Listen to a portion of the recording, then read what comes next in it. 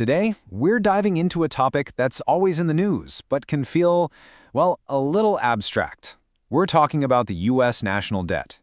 But this isn't just about some huge number on a government spreadsheet. Nope. This is a story about our economy, about our future, and really about what happens when your bills start growing faster than your paycheck. All right, let's just start with the number that's kicking this whole thing off. The U.S. gross national debt recently blew past $38 trillion. And to give you some perspective on that, the last trillion was added faster than at any other time, except for, the peak of the pandemic. It's a figure that's so massive, it's kind of hard to even wrap your head around. So, you have to ask, right? Does a number this big even mean anything anymore? Is it just a statistic we hear on the news, something for politicians to yell about, but with no real impact on our day-to-day lives? Or is it a signal? Like a big flashing red light on the dashboard of the U.S. economy, trying to warn us that there's a serious structural problem that we probably shouldn't ignore. And this right here, this is really the heart of the problem. We've hit this point where our national debt is just consistently growing way faster than our economy is. We now owe more than our entire economy produces in a whole year, and that gap, it's getting wider. This isn't just some temporary thing, it's the fundamental challenge we're up against. So what happens when a country starts heading down this road?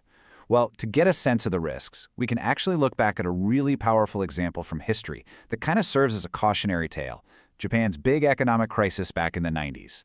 This timeline just shows you how fast things can go south. In the late 80s, Japan was an absolute economic juggernaut. But super low interest rates created this enormous asset bubble. Get this, at its peak in 1989, the little piece of land under the Imperial Palace in Tokyo was supposedly worth more than all the real estate in California. All of it. But when the central bank jacked up rates to pop that bubble, the whole thing came crashing down and Japan fell into what's now known as its lost decades of economic stagnation. A really strange thing that came out of this crisis was something called zombie loans. See, instead of just admitting that loans to failed companies were bad, banks kept lending them more money, hoping things would turn around. This propped up all these unprofitable zombie companies, which then sucked up all the capital and stopped it from going to new, healthy businesses. It basically just paralyzed the entire economy for years. So let's bring it back home, back to the United States. Now, of course, the situations aren't exactly the same, but that core theme of debt, that's a pretty powerful echo, isn't it? Are we seeing some of the same warning signs that we're heading down a path that just isn't sustainable? Well, the projections they're pretty sobering. The CBO, that's the Nonpartisan Congressional Budget Office, they're forecasting that federal debt held by the public is going to hit 156% of our entire economic output by 2055. That is a level far beyond anything this country has ever seen, even right after World War II.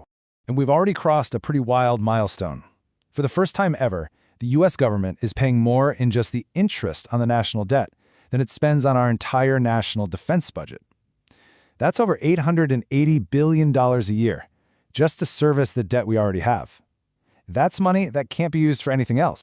This path, by its very definition, just can't last. A system where your obligations are growing faster than your ability to pay them, well, eventually something has to give. The huge question is, how? Economists will tell you there are basically 4 ways out, and, well, none of them are easy. The first is you could try to inflate your way out of it, but high inflation hurts everyone and is politically just toxic. The second is something called financial repression, where the government basically forces interest rates to stay super low, which is like a hidden tax on anyone who saves money. Third is austerity. We're talking big spending cuts or tax hikes. And the fourth, which is the one everyone wants but is the hardest to pull off, is to create such a massive economic boom that your growth outpaces the interest on your debt. Yeah, like I said, no easy answers here. I know all of this can feel so big and so far away, a problem for people in Washington, D.C. But let's bring this all the way back to what actually matters to you. How does this giant national issue actually show up in your life, in your wallet? The thing is, it's already here. When the government has to borrow this much money, it pushes up interest rates for all of us. You felt it, right? We've all seen it with mortgage rates jumping from under 3% to almost 8%, with credit card rates that climb from around 14% to over 21%, and with car loans too. On top of that, this debt puts huge pressure on the programs we all count on.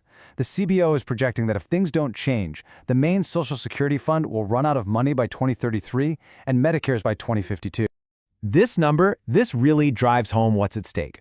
The CBO estimates that if we could just get the debt stable, just stop it from growing faster than the economy, the real income for every single person in this country would be projected to be $5,500 higher by 2054. That's the real, tangible cost of the path we're on right now. So we're left with this one unavoidable truth. Whether it's through inflation or austerity or some other painful adjustment, something eventually has to give. As this quote says so clearly, no nation, not even the United States, can defy the basic laws of math forever.